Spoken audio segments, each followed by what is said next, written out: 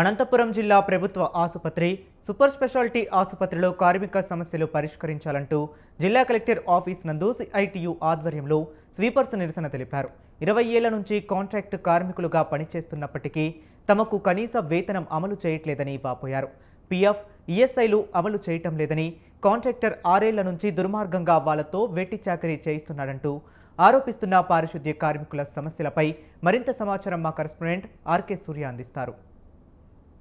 ప్రభుత్వ ఆసుపత్రి అదేవిధంగా సూపర్ స్పెషాలిటీ హాస్పిటల్ నర్సింగ్ కాలేజీలలో దాదాపుగా 400 మంది దాకా ఈ కాంట్రాక్ట్ బేస్ మీద వీళ్ళు స్వీపర్స్గా పనిచేస్తున్నారు. అయితే గత ప్రభుత్వంలో వీళ్ళకి సక్రమంగా శాలరీ ఇస్తూ ఉంది. అయితే ఈ టీడీపీ ప్రభుత్వం వచ్చిన తర్వాత వీళ్ళకి శాలరీస్ పూర్తిగా ఆపేశారు. దాంతో వీళ్ళు ఈరోజు జిల్లా కలెక్టర్ కార్యాలయం వద్ద వీళ్ళ ఆందోళన నిర్వహిస్తున్నారు. వీళ్ళతో ఒకసారి మాట్లాడుతాం ఏంటి సమస్య అనేది. అన్న చెప్పండి, ఏంటి వీళ్ళకి సమస్య ఏంటి? ఎన్ని నెలలుగా శాలరీ ఆపింది ఏంటి? ప్రధానంగా గవర్నమెంట్ హాస్పిటల్లో సూపర్ స్పెషాలిటీ హాస్పిటల్లో పనిచేస్తున్న వీళ్ళకి దాదాపుగా 3 నెలల వేతనాలు బకాయి పడ్డాయి. ఈ వేతనాలు అమలు చేయడం లేదు. వీళ్ళు 10 ఏళ్ల నుండి హాస్పిటల్లో పనిచేస్తున్నప్పటికీ ఎవరికి కూడా పిఎఫ్, ఈఎస్ఐ సౌకర్యం కల్పించడం లేదు. మార్గం అంటే వీళ్ళకి కార్మికుల సంఖ్య పెంచడం లేదు. అట్లాగనే జెంట్స్ వార్డులలో మహిళలకి వేస్తూ అదనపు పనులు చేపిస్తున్నారు. అదేవిధంగా వేతనాలు కూడా జీవో ప్రకారం వేతనాలు అమలు కావడం లేదు. వాళ్ళు పనిభారం ఎక్కువ అయిపోయింది.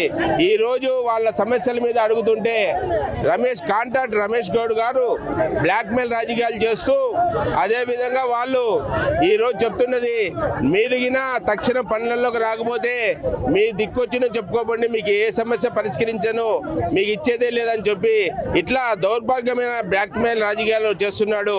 అందుకోసమే ఈరోజు వాళ్ళ సమస్యల మీద కలెక్టర్ దృష్టికి తీసుకురావడానికి వచ్చాము. ఎమర్జెన్సీ పీరియడ్ అనే మాకు కూడా తెలుసు. అయినప్పటికీ సమస్యలు పరిశీలించకపోతే రాబోయే రోజుల్లో పనులు కూడా బహిష్కరించి పెద్ద ఎత్తున పోరాటం చేయడానికి సిఐటి వెనకాడదని ఈ సందర్భంగా హెచ్చరిస్తున్నారు. ఇప్పుడు కాంట్రాక్టర్ వచ్చేసి మీకు ఇబ్బంది పెడుతున్నాడా లేకపోతే ప్రభుత్వమా ఏంటి? అందరికీ నమస్తే. ఈడో మిత్రుల అన్నలకు ఫస్ట్ ప్రత్యేకంగా వందనాలు. ఎందుకంటే మాకు మేము ఇక్కడ కాంట్రాక్టర్ రమేష్ గౌడ్ అన్నగా వచ్చినప్పటి నుంచి 6 ఏళ్ళగా అన్న చేస్తున్నాడు. రమేష్ గౌడ్ అన్న కాంట్రాక్టుగా మాకు 6 ఏళ్ళగా ఒక యూనిఫామ్ ఇచ్చినారు. అంతవరకు షూ లేవు, బూట్లు లేవు. ఈఎస్ఐ, పిఎఫ్ 25 సంవత్సరాల నుంచి పనిచేసే వాళ్ళకి 22కి పిఎఫ్, ఈఎస్ఐ లేవు. గత 6 నెలలుగా మాకు ఎవరికి కూడా పిఎఫ్, ఈఎస్ఐ కట్టు కావడం లేదు. మాకు వచ్చే 10,000 జీతంలో కూడా మాకు అన్యాయం జరుగుతుంది. మాకు ప్రభుత్వం కలెక్టర్ గారు కానీ మా సూపరింటెండెంట్ గారు కానీ ఎవరు మాకు సహకరించలేదు. మా జీవితము చాలా అయోమయంగా ఉంది. మేము పిల్లలను చదివించుకోలేకున్నాము.